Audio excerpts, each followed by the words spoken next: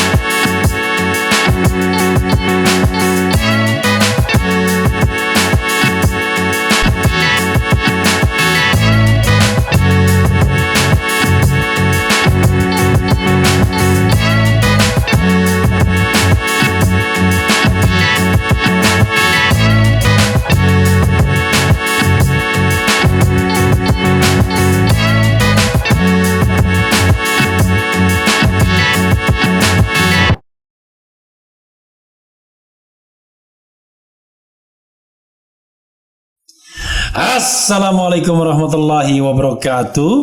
Sobat RH sekalian,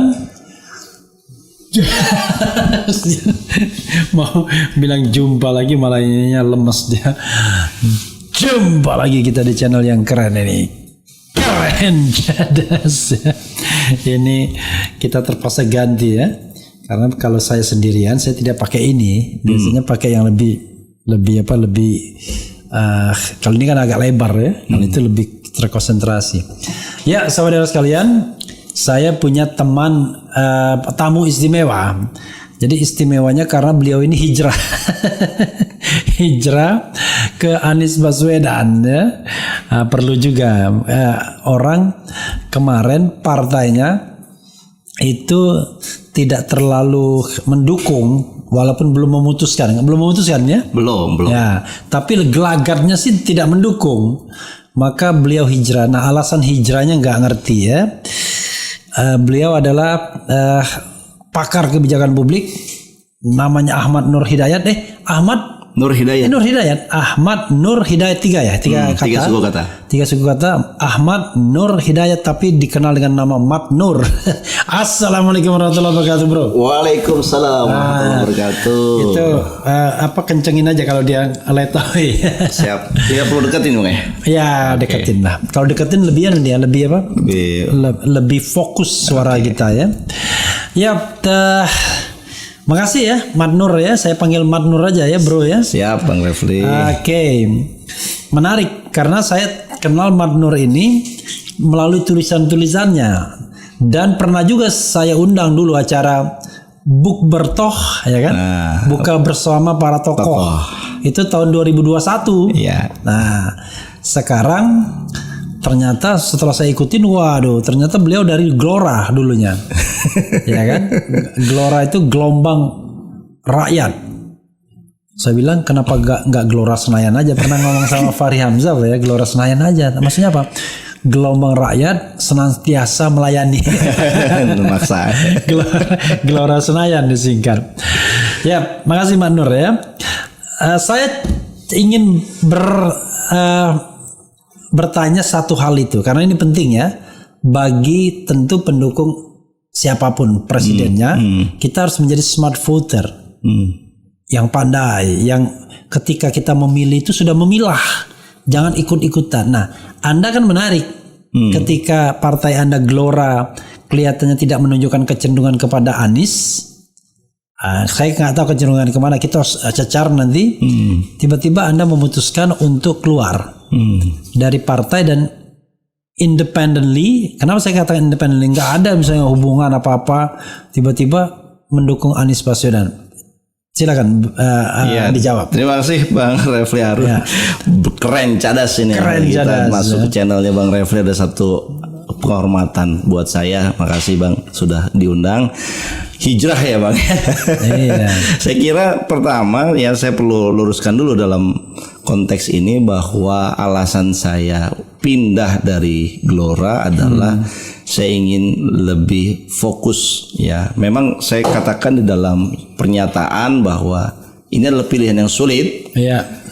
Kemudian saya akan memilih meskipun tidak di partai, tetapi saya akan tetap berjuang untuk masyarakat karena saya ingin menjadi seorang pengamat yang independen. Karena buat saya kalau ada embel-embel partainya, ya orang sudah kasih kita label sehingga kita tidak bisa menyampaikan kepada publik gitu. Itu yang saya sampaikan kepada sahabat-sahabat saya di Gelora, dan itu pro kontra lah ya teman-teman saya. Tapi itu satu, saya bilang ini satu keputusan pribadi yang saya pilih, dan saya kira keputusan pribadi ini harus dihormati oleh siapapun. Nah, yang kedua memang ada alasan-alasan lain yang saya belum pernah sampaikan di channel manapun. Oke, Bang Refli. Mantap. Ini khusus untuk Bang Refli nih, karena kan ini Bang Refli ini kan kayaknya suka nyecer orang ya. Jadi saya akan sampaikan alasan-alasannya di channel ini insyaallah. Sambil minum bro ya, boleh ya? Siap Bang. Oke. Bismillahirrahmanirrahim.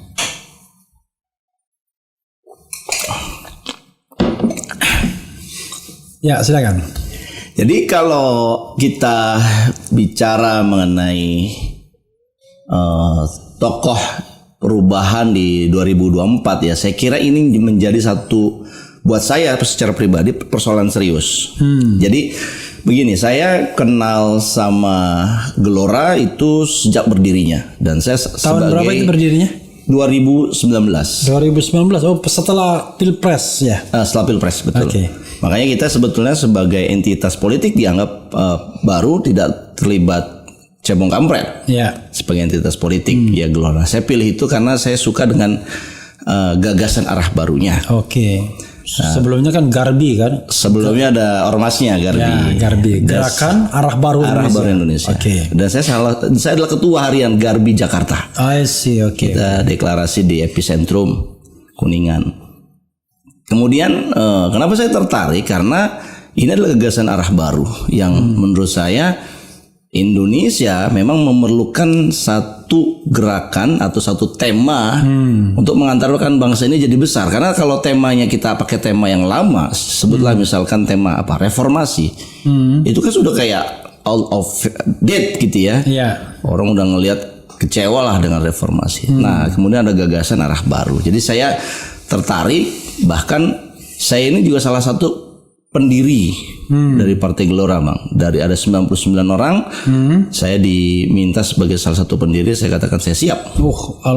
Asmaul Husna 99 orang itu kan. Ada yang filosofinya. Yang keberapa? Aduh, itu karena abjad, karena nama saya Aceh, termasuk urutan 5 besar lah kira-kira. Kan udah besar kan abjad. Aceh ya, Ahmad tuh Aceh. Ahmad Nur Hidayat, karena Aceh. Nurnya tuh Noer atau Nur biasa? Nur biasa. Nur biasa. Nah, saya sebagai pendiri tertarik, dan kemudian setelah mendirikan saya diberikan satu kesempatan, satu kepercayaan untuk menjadi salah satu ketua bidang kebijakan publik.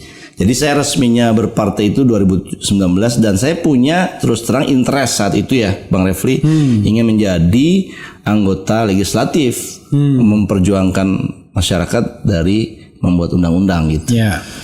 Nah, sampai singkat cerita ya, perjalanannya makin ke sini ketika bicara isu Pilpres, kok saya nggak melihat satu interest pribadi saya ini ketemu dengan interest partai gitu ya. Dimana saya punya interest itu, saya ingin Indonesia ke depan ini adalah Indonesia yang punya perubahan. Karena saya merasa selama 9 tahun terakhir ya bisa dikatakan ini kita bukan menuju kepada bangsa yang besar, tetapi menuju kepada bangsa yang cenderung akan menjadi failed state. Oke, negara gagal ya. Negara gagal. Oke. Nah, karena saya juga aktivis, pernah jadi ketua BEM UI, saya merasa terpanggil bahwa. Tahun berapa BEM UI? Saya setelah zamannya Pilpres pertama 2003-2004. Oh, 2003-2004. Yes. Waktu itu kita bicara Pilpres pertama yang kemudian kontestasinya waktu itu Megawati dan Pak SBY itu putaran keduanya. Saya di situ, di era situ jadi ketua BEM.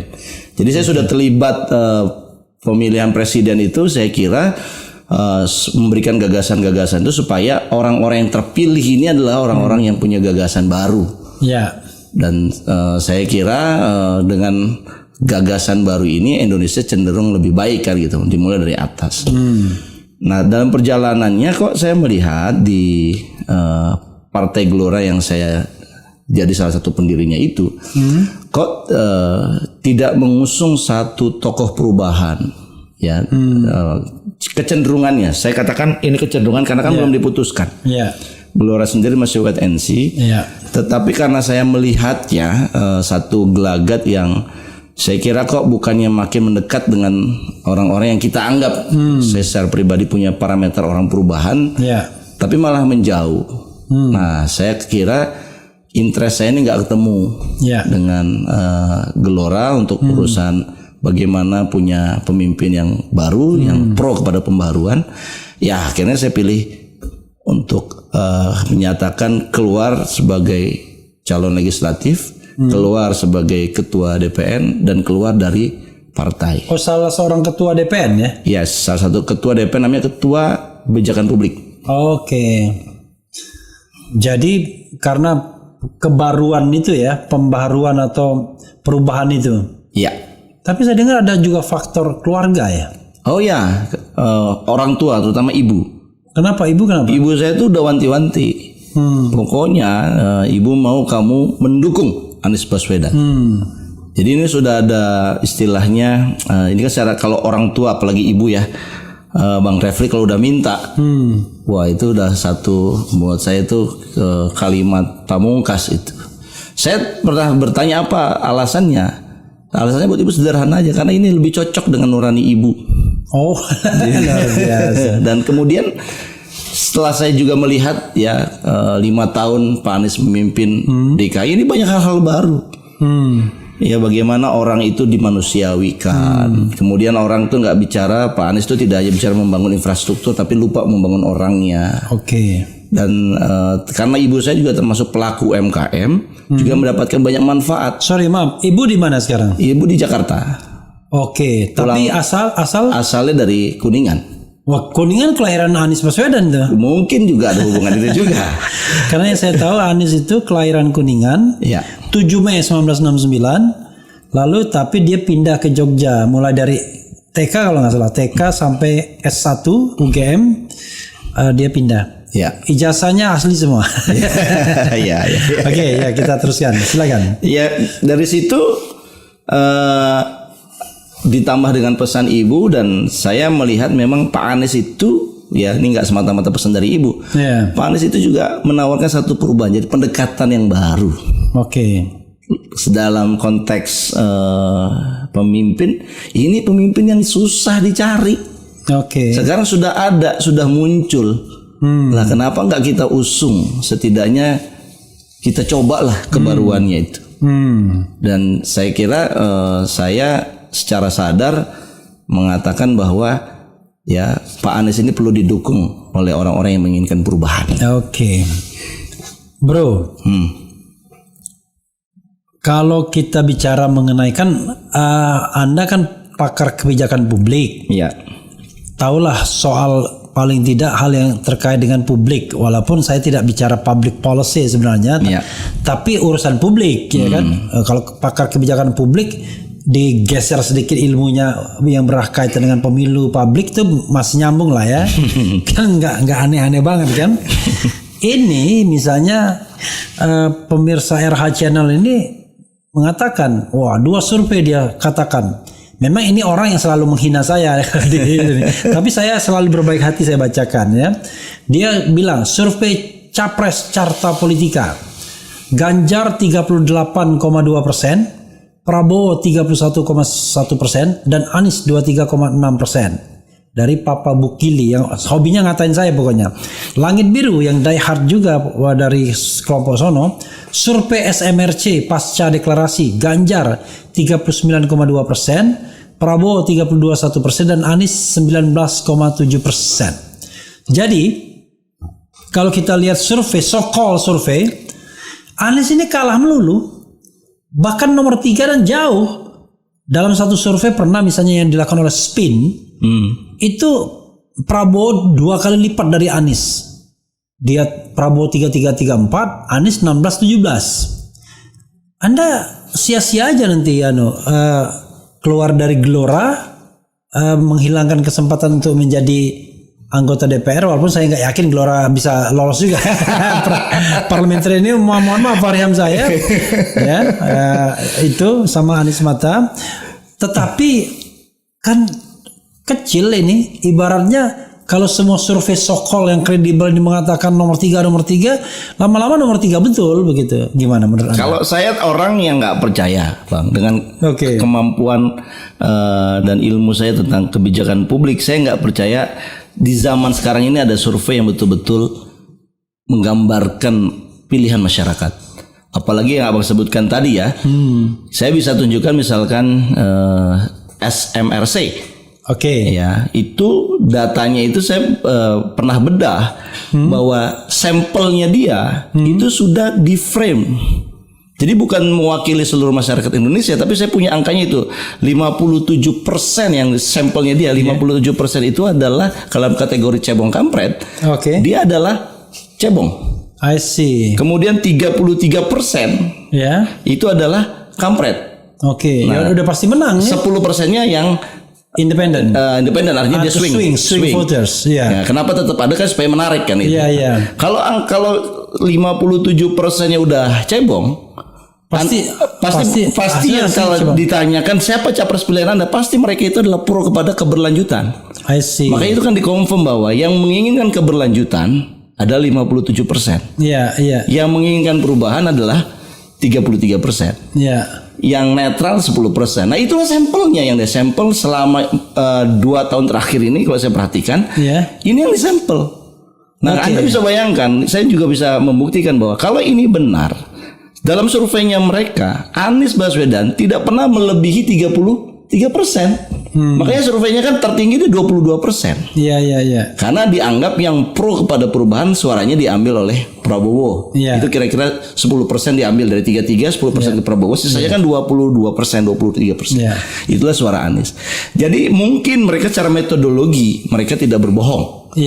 Tetapi dalam pemilihan sampel mereka salah. Dan mereka mengklaim ini adalah bagian dari semesta Indonesia. Sama kayak channelnya Bang Refli, sama kayak channelnya ILC. Ketika mengatakan Anies Baswedan menang di channelnya Bang Refli, menang di ILC, apakah kemudian itu mengatakan bahwa seluruh orang Indonesia menonton ILC dan menonton Refli Harun Channel? Kan enggak. I see. Jadi menurut saya ya ini kan satu survei itu dibuat untuk menggiring opini saja. Dan keep in mind ya Bang, Anies Baswedan itu disurvei oleh kelompok-kelompok ini yang Abang sebutkan tadi ya.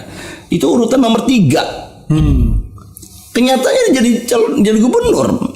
Ya artinya ini kan ada satu penggiringan opini. Jadi tugas lembaga-lembaga survei ini adalah menggiring opini supaya memenangkan yang bayar ya, dan kemudian menjatuhkan yang mereka anggap tidak disukai lah begitu.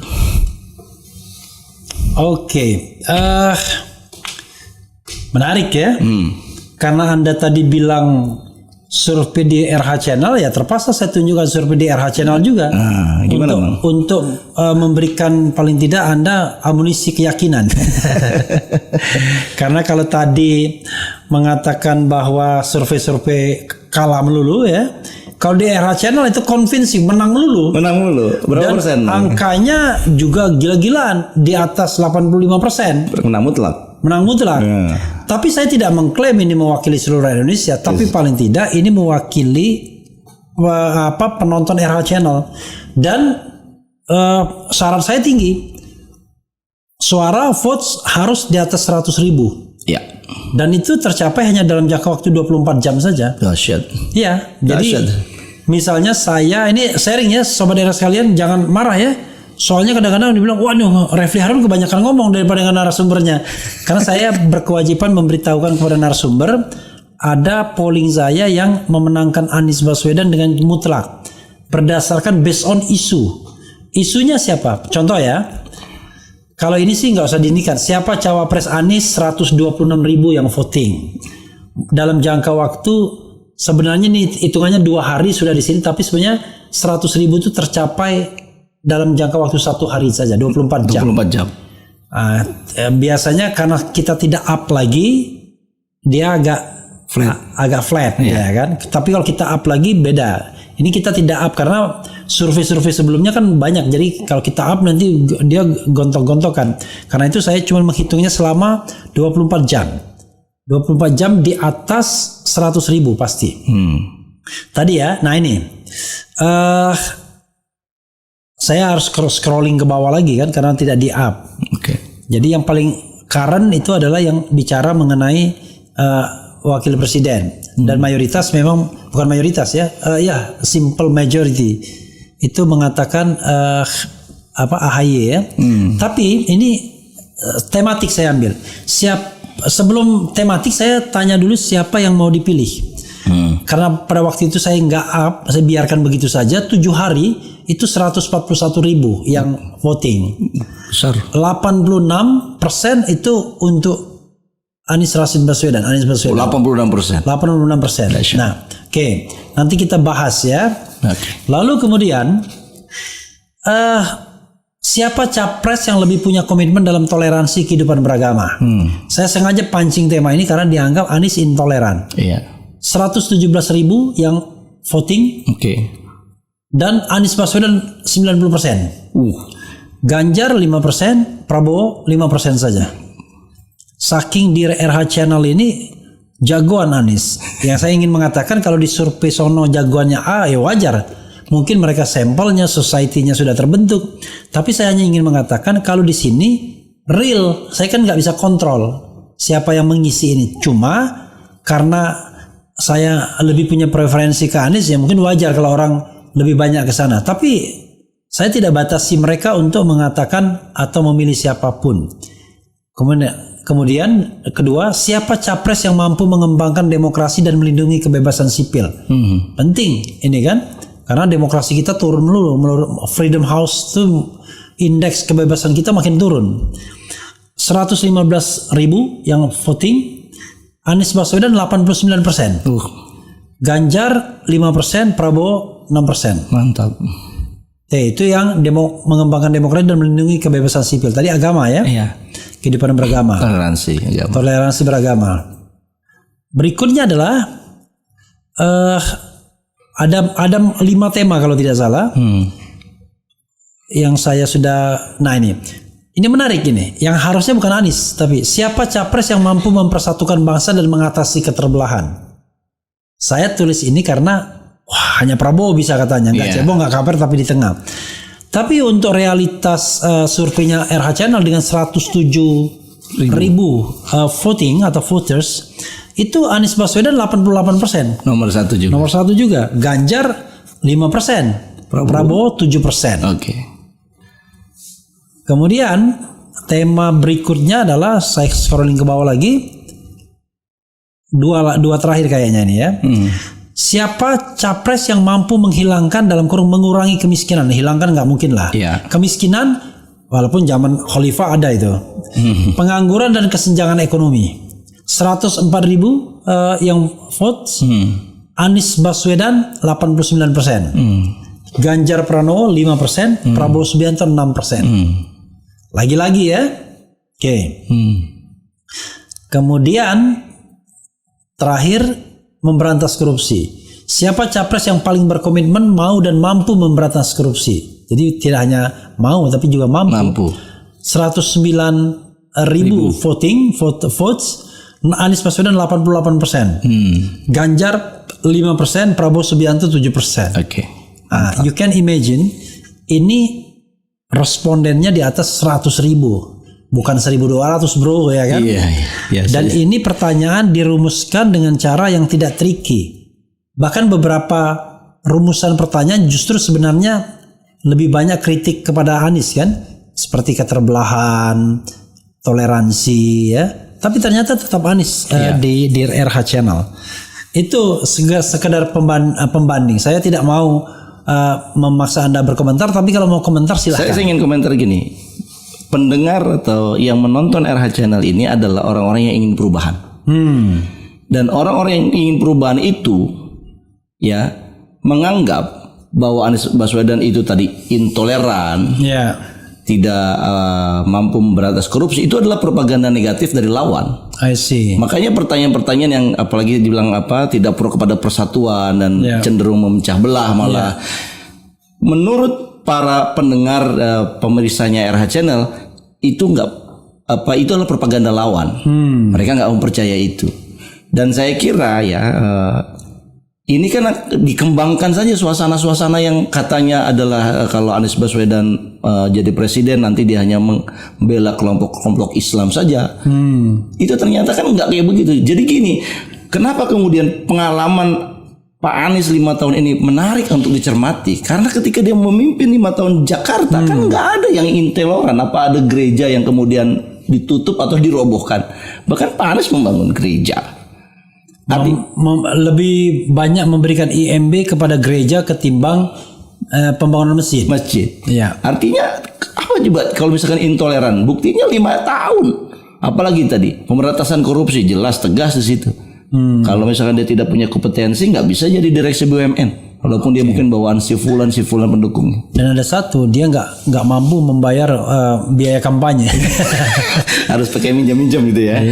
Itu dahsyat itu. Saya kira kesimpulan saya adalah bahwa orang-orang yang ada di orang yang ingin perubahan itu tidak percaya dengan isu-isu yang disampaikan di sebelah, dan itu jumlahnya sangat banyak, ratusan ribu. Ya. Jadi kalau seandainya saya up tiap hari satu isu, mungkin bisa 200-300 ribu. Tapi karena saya kasih waktu cuma 24 jam, hari ini saya bikin pertanyaannya kadang-kadang sambil live. Ya. Lalu besok dilihat hasilnya. Dilihat setelah 24 jam dan rata-rata sudah di atas 100 ribu. Jadi kalau begitu 100 ribu kita umumkan dan setelah itu kita biarkan, nggak lagi kita up. Iya. Jadi setelah itu flat dia. Kadang-kadang malah tidak bergerak lagi. Tapi sudah diumumkan ketika 24 jamnya itu ya. Oke. Menarik ya. Tadi ada Ibu juga. Ada soal sosok Anies. Tapi begini, ada satu yang menggelitik saya. Tadi katanya keluar karena pengen independen. Kalau di partai kan dilabelin. Tapi kok Anda ke Anies? Kan nggak independen lagi jadinya. Saya ngomong apa adanya loh, ya kan? Gitu. Daripada nanti dirujak orang lain kan? Gitu. Jadi kan gini, kalau kita bicara political party as entity, itu kan dia tidak independen karena political party. Ya, saya kira kalau kita bicaranya adalah calon presiden, ya maka kalau menurut saya kita tidak independen di sini, Bang RH. Kenapa? Karena kalau kita bicara kandidat yang ada nih 3 nih ya. 2 adalah all president men. Karena jamak all president men jadinya. All president men. Yang cuma satu ini yang bukan. Jadi dalam konteks ini menurut saya kita nggak bisa independen. Kalau kita jiwanya adalah ingin perubahan, reformasi, maka ya pilihan yang tersedia cuma satu. Dan menurut saya di situ bukan berarti ketika saya memutuskan untuk mendukung Pak Anies Baswedan, bahkan di sinilah konsistensi saya diuji bahwa saya tetap ingin memberikan yang terbaik buat masyarakat. Saya kira itu logika saya. Oke, menarik ya. Kalaupun saya otak-atik lagi soal Anies dan lain sebagainya nggak akan goyah lah kira-kira begitu ya. Siap. Oke. Biar ada panas sedikit.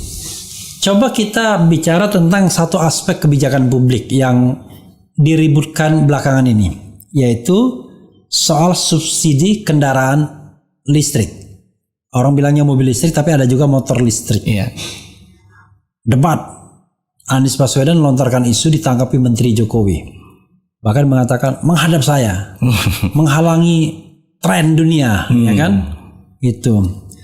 Sebenarnya, bro, kalau Anda melihat perdebatan itu, biar masyarakat ini lebih paham nih.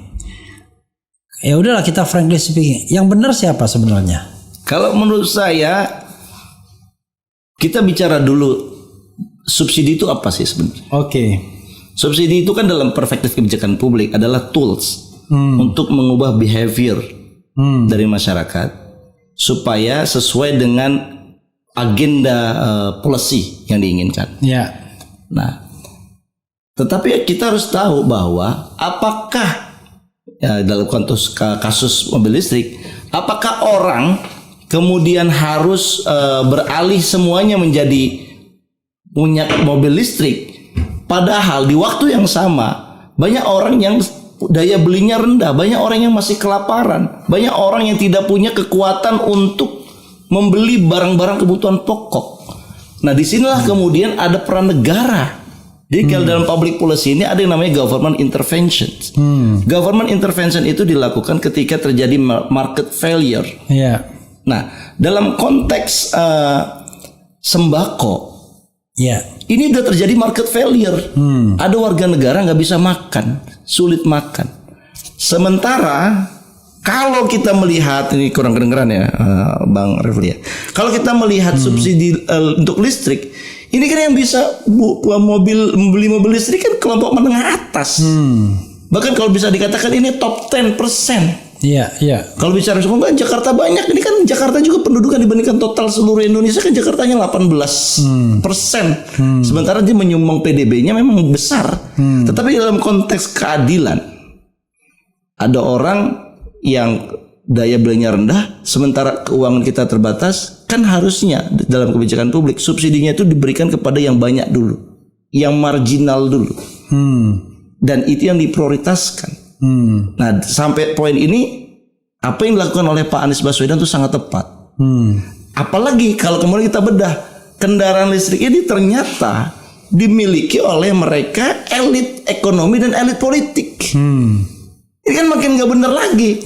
Kalau udah ini yang punyanya adalah kelompok kaya, ternyata dari pembelian ini yang paling untung adalah bukan BUMN. Perusahaan rakyat gitu ya. Tapi ini kalau sekelompok orang yang sudah investasi, udah check in awal untuk investasi di kendaraan listrik. Intinya dia berkuasa, dia juga yang mendapatkan keuntungan. Dia penguasa dan dia juga pelaku pasarnya, dia ambil semua. Ini kan serakah namanya. Greedy. Nah, saya kira ini seandainya ya ini tidak ada penguasa dan pengusahanya gabung, artinya betul-betul semata-mata subsidi untuk konsumen, itu pun nggak benar ya? Itu pun nggak benar. Karena ini kan soal budget yang terbatas dan kita harus memilih gitu ya. Subsidi ini sebenarnya di semua negara, yang bisa dicek sama yang mengatakan juga, di semua negara ini adalah jebakan untuk keuangan negara. Banyak negara yang tidak lagi memberikan subsidi untuk hal-hal yang sifatnya udah jadi private good. I see. Mobil pribadi itu kan private good. Iya. Ngapain disubsidi? Disubsidi? Jadi subsidi itu hanya memberikan untuk yang public good. Kendaraan massal perlu disubsidi, karena itu adalah public good. Ya, ataupun kamu lihat dalam teori kebijakan publik ada juga namanya pseudo public good. Itu juga masih bisa diberikan subsidi. Tapi kalau udah jelas-jelas barangnya itu adalah private good, terus Anda mendukung memberikan subsidi ke situ, pertanyaannya ini kan ada konstituen besar yang Anda harus layanin. Kalau misalnya orang mengatakan kalau begitu gimana caranya mengubah behavior dari kendaraan dengan bahan bakar fosil BBM ke listrik dong? Dalam kebijakan publik ada dua. Insentif yang sifatnya monetary dan insentif yang sifatnya adalah non monetary. Nah, semua negara yang sebenarnya kalimatnya begini, semua negara untuk kendaraan listrik atau kendaraan ramah lingkungan itu memberikan insentif, bukan memberikan subsidi. Insentif. Nah, jenis insentifnya ada dua, ada yang disebut dengan menggunakan monetary, ada yang disebut non monetary. Nah, yang saya encourage adalah kalau kita ingin mengubah behavior yang polusi kotor kepada yang ramah lingkungan, maka kita bisa melakukan insentif non monetary. Banyak contohnya dan PANIS sudah melakukan. Ya. Kalau Anda punya mobil listrik, kendaraan listrik, ganjil genap, Anda tidak punya ganjil genap. Itu kan non monetary. Iya. Jadi orang beli dengan harga mahal, oke, tapi dia dengan jaminan saya ganjil genap aman. Iya, nggak ada apa-apain gitu ya. Juga orang. Oke. Untuk berubah perilaku ya. Kalau monetary misalnya? Kalau monetary adalah dia memberikan menempatkan uang negara yang harusnya dinikmati untuk masyarakat banyak, tetapi hanya dinikmati untuk segelintir orang saja. Nah itu yang tidak benar. Kalau dia memberikan misalkan ada yang mengatakan kan Pak Anies di zaman jadi gubernur juga memberikan potongan PPN. Iya. Pajak ya. Pajak untuk kendaraan. Itu kan monetary juga. Nah PPN yang dari 10% jadi 1%, itu kan tidak menggunakan uang negara. I see. Jadi uang negara yang APBN yang jumlahnya terbatas itu tidak dihabiskan untuk itu kan. Oke. Itu hanya memang penerimaannya saja yang dikurangi dari sektor itu. Potensial income-nya yang dikurangi. Iya. Nah, meskipun itu kan tidak sama sekali dikurangi, masih ada 1% yang harus dia bayarkan gitu. Tapi saya kira buat kalangan mereka yang orang-orang menengah ini nggak meter sebagai pertimbangan untuk membeli mobil listrik. Yang meter tadi ganjil genap, apalagi ada jaminan dia tidak ditilang. Motor listrik misalnya nggak pakai plat, dia udah nggak bisa ditilang. Makanya orang jadi berpindah jadi motor listrik karena dia kemana aja udah nggak ada penilangan. Nanti begitu sudah motor listrik semua baru ditilang. Mengubah behaviornya dulu udah itu terjadi. Jadi dengan insentif ya. Betul. Dikasih permen dulu, setelah motor listrik, mobil listrik, baru rule ditegakkan, ganjil genap ya kan, plat nomor dan lain sebagainya. Bahkan sebenarnya Bang Refli kalau boleh menambahkan, yang benar itu adalah bagaimana, dan saya kira ini harus dilakukan oleh presiden baru. Orang membawa mobilnya yang BBM, boleh nggak saya tuker dengan mobil listrik, berapa biayanya? Ya, dan itu bila perlu disubsidi. Itu yang kemudian orang jadi lebih tertarik mengubahnya. Iya, karena ada harga yang disubsidi. Ada harganya yang kemudian dia dibantu dengan mobilnya dia kan. Ya, kalau misalkan dia punya dua, ya sama aja nggak mengubah behavior orang. Ya, saya kira itu yang perlu dilakukan, dan ini adalah usulan ya, kalau ingin perubahan serius ya gini caranya. Jadi cara yang cerdas lah. Nggak kelihatan lebih jorok. Cerdas lagi mengencourage orang nggak bawa mobil pribadi karena menggunakan public transportation brilian menurut saya itu. Walaupun nanti industri otomotif mengeluh lain hal itu ya. Luar biasa ya. Kita pemanasan dulu, jangan kita habiskan malam ini ya. Siap. Satu soal terakhir ya. Jadi tadi Anies ya, gini, Anda kan mendukung Anies. Ya. Bagaimana Anda memastikan dalam hati Anda bahwa Anies itu pasti nyalon gitu? Kalau nggak nyalon gimana? Udah keluar dari Partai Gelora tiba-tiba gagal nyalon. Jadi gimana? Memilih Anies itu saya kira bukan lagi pendekatan yang untung rugi ya. Kalau orang bilang gimana udah keluar tidak calon legislatif, terus kalau tidak calon bagaimana? Menurut saya ini ada satu panggilan. Mimpi saya Indonesia ini adalah jadi negara besar. Dan menurut saya mimpi saya ini beralasan. Kita penduduk anak mudanya banyak. Kita punya surplus bonus demografi ya. Yes. Kemarin saya hitung dan saya bilang angka World Statistik mengatakan Indonesia itu urutan ke-14 secara size negara. Saya bilang itu salah. Ini yang ngeluarin World Statistik. Kita ini urutan ke-4. Dari segi size. Dari size, karena mereka menghitung daratnya saja. Padahal lautnya lebih powerful. Lautnya lebih luas. Maka kalau kita hitung darat dan laut, angka saya menemukan 7,9 juta kilometer persegi. Australia itu hanya 7,2. Kita di atas Australia. Kita di atas Australia. Kalau Australia dibilang benua, hanya dengan 7,2, kita ini harusnya dibilang apa? Iya. Kan kita melebihi. Satu apa? Nomor satu itu adalah Rusia. Masih walaupun udah pecah tetap ya. Iya, karena dia kan punya Siberia yang luas. Yang nggak jelas itu ya. Betul. Yang kedua Kanada. Pokoknya orang kalau dibuang ya ke Siberia aja. Syukur-syukur hidup gitu. Tapi kan di sana tidak semua tempat bisa ditempatin, bisa dihuni, Bang. Iya. Itu ada nol lah begitu pertumbuhan ekonominya nol. Karena apa? Dia dingin sekali, ekstrim. Nggak ada pertumbuhan lah. Itu ibarat punya wilayah tapi punya aset tapi nggak dikembangin. Nah Indonesia itu semua. Yang kedua apa yang kedua? Yang kedua Kanada. Sama juga, coastal juga banyak itu. Yang ketiga adalah Amerika. Amerika. Oke. Ya, kemudian Indonesia yang ke-6. Oke. Yang keempat adalah China. Yang ke-6 adalah Brazil. Kelima adalah Brazil, ke-6 adalah Indonesia. Oke. 7,9 juta. Oke. Dan Brazil itu cuma 8. Dari sisi populasi nomor 4. Nomor 4. Setelah Cina, India, Amerika Serikat. Yes. Oke. Muslimnya nomor 1. Muslimnya nomor 1. Artinya saya punya mimpi Indonesia ini bisa jadi besar. Ya kan, kemudian harus dikelola dengan cara yang benar, yang tidak mau ikut oligarki, ekonomi atau politik, yang bicaranya adalah tegak lurus. Dan menurut saya inilah panggilan jiwa saya untuk memenangkan calon presiden seperti itu. Oke, Anda bicara Indonesia menjadi negara besar. Tentu dua aspek internalnya, leadership di dalam negeri, aspek eksternal. Kan harus ada pengakuan dari negara lain dong. Ya. Kita besar tapi ternyata cuma besar kepala. Di luar negeri kita nggak dihitung. Anda melihat apa memang ada potensi Anies untuk menjadi pemimpin yang outward ya, jadi outward looking, pemimpin secara eksternal itu bisa diakui. Oke, kita bedah dari 3 calon. Ya.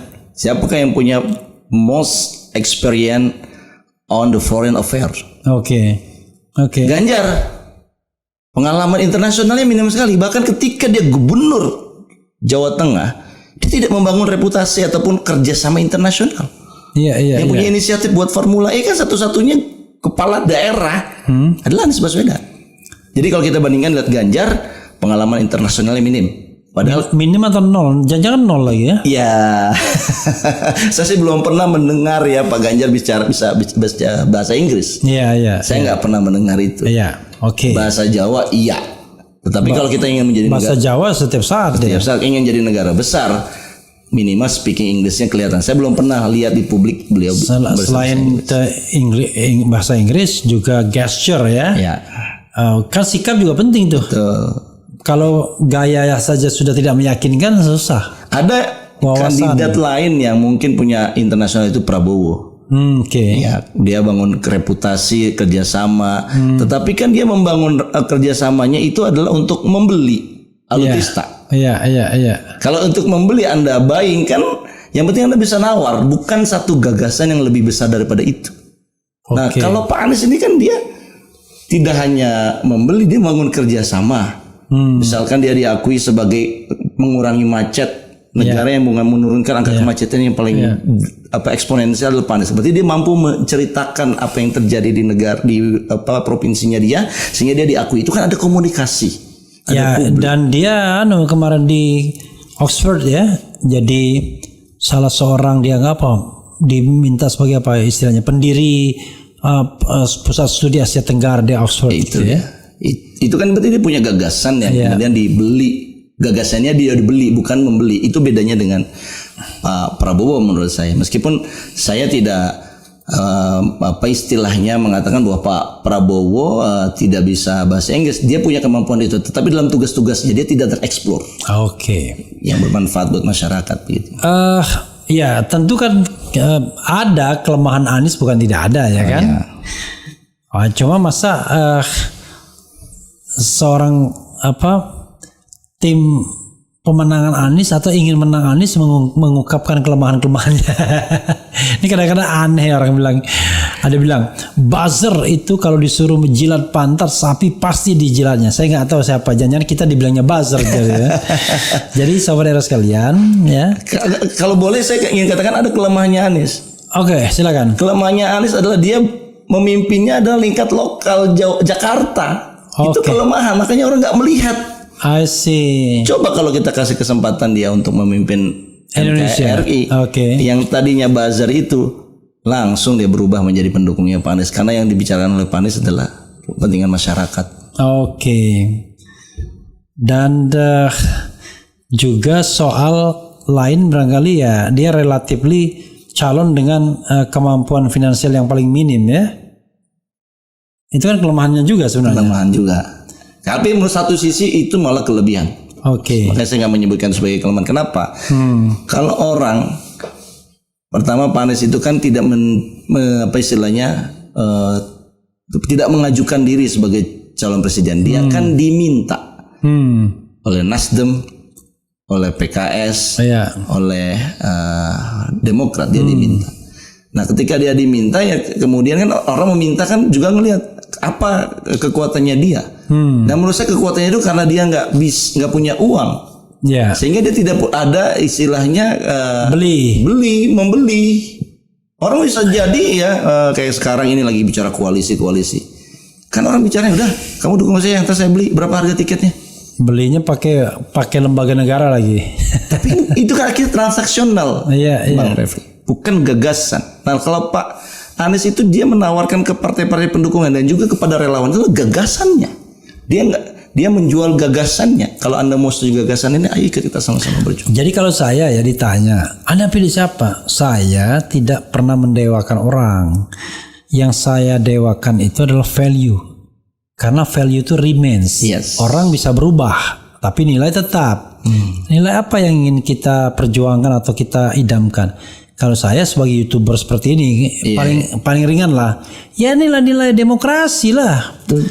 Kalau misalnya kebebasan berpendapat dijamin, nggak dikriminalisasi, gitu, itu udah more than enough bagi saya. Udah cukup ya kan. Soal rezeki Allah Subhanahu Wa Taala yang menentukan. Ya ini soal yang itu juga tapi kita kan harus berusaha juga agar nasib kita bisa berubah. Kalau enggak, susah kita berpikir sedikit dianggap menyebarkan kebencian, menyebarkan hoax dan lain sebagainya. Oke, saya bacakan beberapa pertanyaan dan pernyataan dari Sobat RH. Nanti setelah itu Madnur menjawab sekalian closing statement ya. Saya bacakan baik yang pro maupun kontra biar adil ya. Oke, 2024 Anies Rashid Baswedan insya Allah. Kecuali yang mengatain saya nggak penting ya. Bung Ehra, saya ikut loh survei Anda, tentu pilih ARB dong. Faktanya di Jakarta sukses. Ini Juriah Betawi, keturunan Betawi. Ya, terima kasih ya. Rofi Ganteng, biasanya nih suka ngatain Anies nih. Yohanes Anies spesialis ganti nama doang, drone. Ya. Kemudian Dimas Angga ini pengganti juga nih biasanya tukang ece juga. One Ibon 19% survei intoleran. Oppo anti guys, akal sehat terbukti Anies pemimpin Jakarta jadi maju yang lain lewat. Anies Presiden 2024 dari Pasir Kalimantan Anies RI 1. Anies salah strategi mengambil diksi antitesis dan perubahan. Ternyata kepuasan terhadap Jokowi sangat tinggi 82%. Nah, this is the question ya. Kata Bahlil nih, kalau mau menang presiden ya harus dekat-dekat sama Jokowi. Karena kepuasannya itu 82% bro ya kan, kira-kira begitu. Anda pengen menang antitesis Jokowi hari gini, kalah Anda. Gimana? 82% bro kebebasan kepuasan terhadap Jokowi. Sokol begitu katanya gitu. Survei terbaru dari mana ya? SMRC atau LSI kayaknya? LSI. Lembaga Survei Indonesia. Yang ada 2 poin yang ingin sampaikan. Pertama, Bahlil ngomong itu dalam kapasitas apa? Dia kan menteri investasi. Dia harusnya mengajak orang asing untuk datang ke Indonesia. Kok dia mengajak orang lokal untuk memilih atau mengikuti atau dekat-dekat dengan Pak Jokowi kalau mau sukses jadi calon presiden? Itu kan dia apa urusannya? Apa urusannya? Ya, oke. Dia tidak mengerjakan tugas utamanya. Tidak relevan. Tugas utama tidak dikerjakan, malah dia masuk ke politikal praktis 2024. Kecuali dia pengen punya target tertentu. Apa itu targetnya ya? Mungkin dia pengen membantu oligarki di baliknya dia untuk memilih. Yang kedua, poin yang kedua adalah dia bicaranya adalah angka kepuasan. Ya kita tahulah yang survei LSI misalkan. Kita juga perhatikan survei itu. Masa udah naikin harga BBM. Surveinya masih di atas 50%, 66%. Ya, tidak ada dalam sejarah. Bahkan Pak Jokowi juga mengatakan saya siap untuk mengambil tindakan yang tidak populer. Artinya kalau dia ngambil tindakan tidak populer, kan dia aku tidak populer. Masih kepuasannya masih tinggi. Itu buat saya question mark. Jadi angka kepuasan yang disampaikan lembaga survei yang ke 80% itu adalah bias. Makanya saya pernah bro mendengarkan dari satu lembaga survei yang mengundang dia mengatakan bahwa kok tingkat kepuasan presiden kecil sekali di lembaga survei ini. Enggak, padahal lembaga survei lain gede. Dia bilang ini yang real, Pak. Waktu itu ada seorang menteri yang panggil dia kan.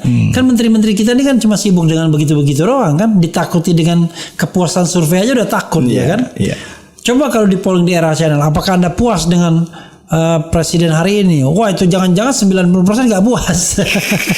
Saking relatifnya ya. Jadi dia tanya, dia bilang, ya ini yang real, Pak. Kalau yang lain tuh fake katanya.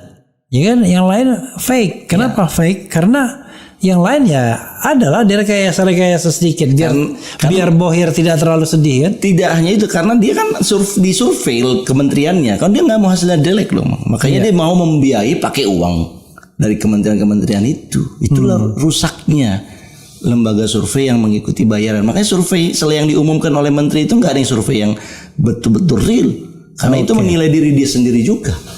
Makanya ada bias. Ya, tapi tentu kita detailnya harus kita cek sama-sama. Hanya ini kan analisis ya. Analisis kan nggak boleh dikriminalkan. Masa analisis dikriminalkan? Saya agak repot tuh kalau ada narasumber kenapa. Selalu disclaimer itu.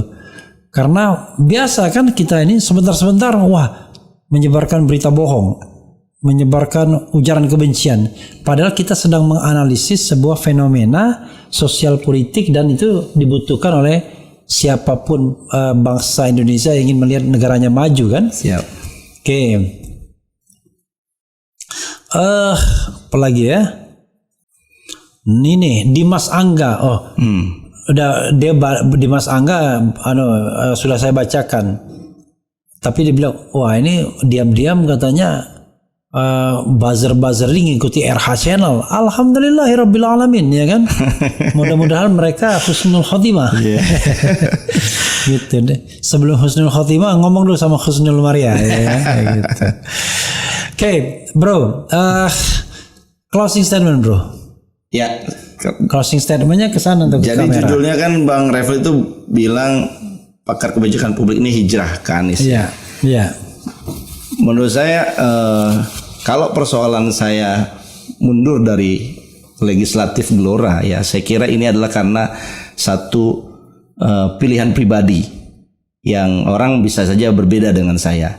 Tapi saya punya keyakinan bahwa pilihan saya diambil ini adalah yang terbaik buat saya, buat kenyamanan saya dan juga buat amanah-amanah yang dititipkan oleh orang tua saya untuk saya jalankan, yaitu selalu berada di dalam posisi yang benar. Dan dalam hal ini ya ibu saya juga menyarankan untuk pilih Anies Baswedan. Tapi kalau ibu udah bicara kan kita nggak bisa berbuat apa-apa dalam arti kita sebagai anak. Tapi kan kita juga tidak berdasarkan itu saja. Jadi kita menilai, kita menimbang apa yang telah dilakukan oleh Pak Anies ini selama 5 tahun. Dan saya merasakan satu perubahan.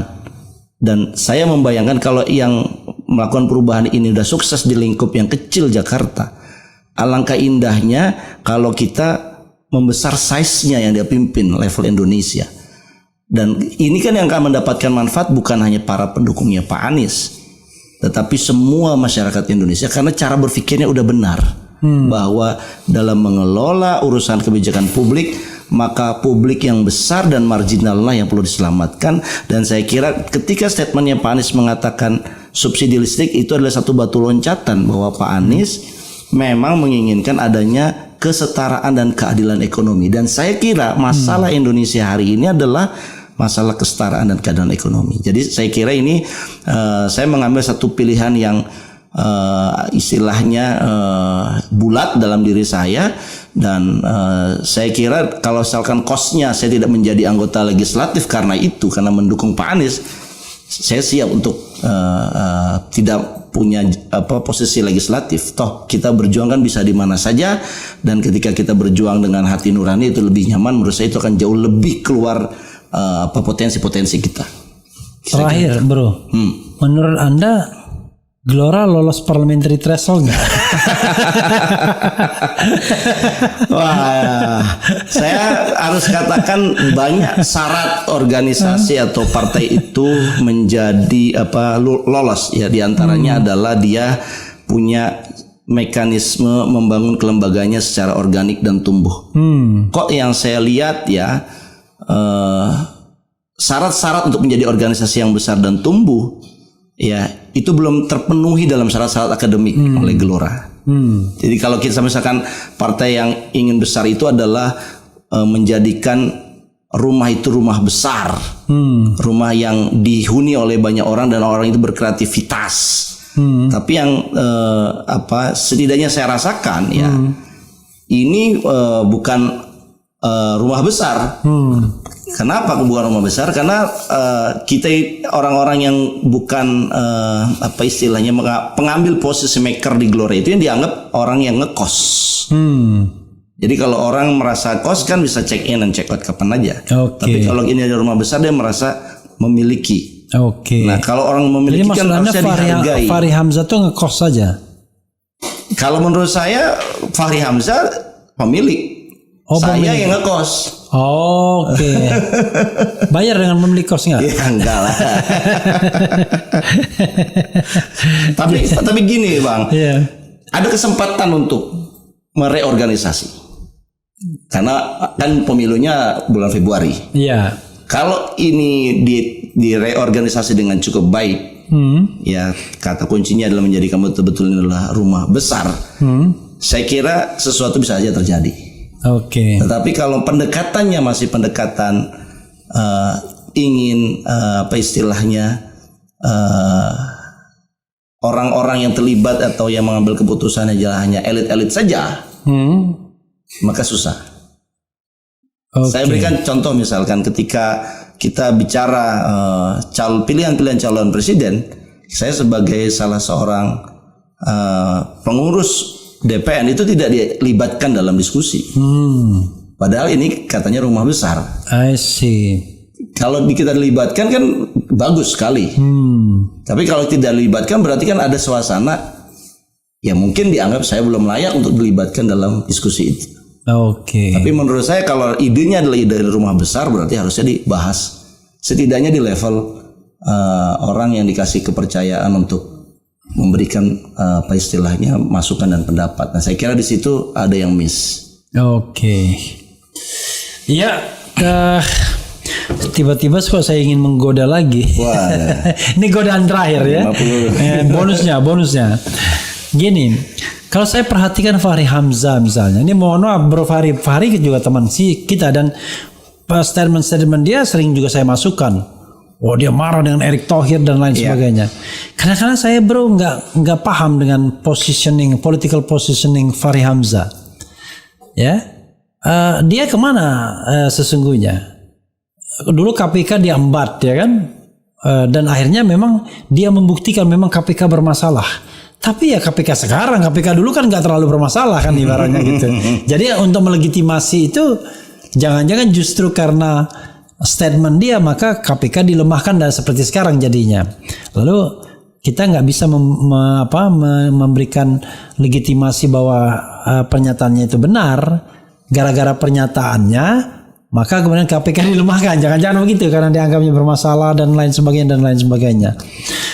Kadang-kadang mengkritik Anies Baswedan cukup kencang juga, tapi kadang-kadang mengkritik pemerintah juga kencang, ya kan? Saya tidak pernah tahu dia mengkritik calon lain nggak ya? Tapi kalau Erick Thohir pernah dikritiknya. Sebenarnya Fahri Hamzah tuh kemana sih arahnya? Ya, orang pengen tahu. Kalau pertanyaannya buat Fahri Hamzah, abang harus undang Fahri Hamzah ke sini. Siapa tahu sebagai orang yang suka bergaul, ya kan? Kasihlah sedikit clue gitu kan. Saya kan apa bro, Anda kan ngikutin dia, masa dia sama sekali nggak ngerti apa yang dia inginkan. Jadi kalau saya menilai gini, ada istilah arah baru yang kemudian tagline itu di drop menjadi superpower baru di Gelora. Jadi sebetulnya ini pun tanpa diskusi yang dalam. Nah, saya melihat bukan Fahri Hamzahnya, tapi as institusi sebagai satu political partai. Menurut saya perubahan dari arah baru menjadi superpower baru itu ada perubahan yang dahsyat di situ. Kalau saya menerjemahkan, bisa jadi orang lain beda ya menerjemahkan. Arah baru itu adalah bergerak dari sesuatu yang lama ke posisi yang baru. Jadi ada leveraging naik. Tapi kalau superpower baru itu adalah yang lama ini bisa direkayasa agar menjadi superpower baru. Nah di sini kan ada shifting, berarti ada yang tidak pengen yang baru ini dikasih kesempatan. Nah disitulah menurut saya menjadi agak bias perjuangan awal. Kalau perjuangan awal itu kan kita bermimpi dengan arah barunya.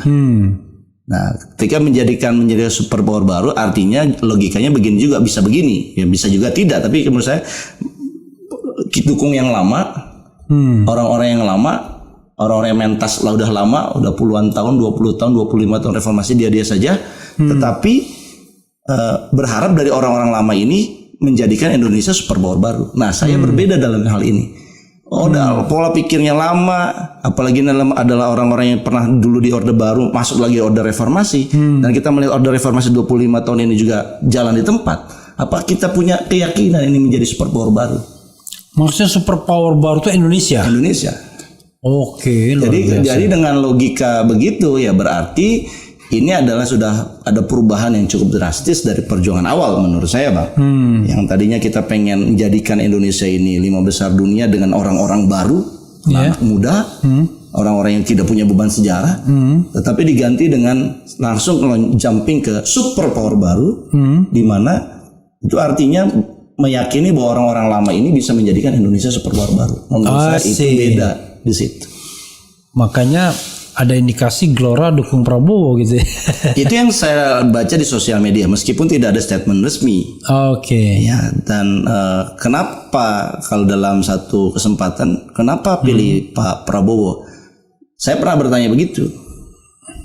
Kalau sebagai partai baru kan harusnya memilih tokoh pembaruan dong. Iya.